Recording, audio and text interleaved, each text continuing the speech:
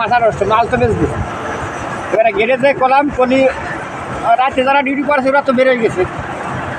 এবারে সকালে আমরা যারা ডিউটিতে ঢুকলাম বললাম তাহলে ওই ড্যাম তো ডাকার ব্যবস্থা করতে হবে, তাড়াতাড়ি ওকে ডাইয়ে নিয়ে আসলাম, আনিয়ে সেই ড্যাম কোনো ড্যাম সিরকুল ডাকলাম, টাকার ঘরে ফোন দিল আছে সন্তানের কাছে দিল্লি, তারপরে ওই বর্ষাটা এসে ওরা আবার ভাঙল, তাতে মাল মনে হয় ভিজিল, পিছনের পাশ কিছু মাল ভিজিল, ওইটা আমার তো সব কিছু এরা মেলে বলে কাজ বাজ দেখি মাঝে মধ্যে এই জন্য আর ভালো লাগে না। এগুলো দেখে ভালো লাগে আপনার? না, এই কথাগুলো আমি বলতেছি যে আসলে যে অবস্থা মাঝে মধ্যে যা দেখি দু একটা লোকে যা করে তে সহ্য করা যায় না।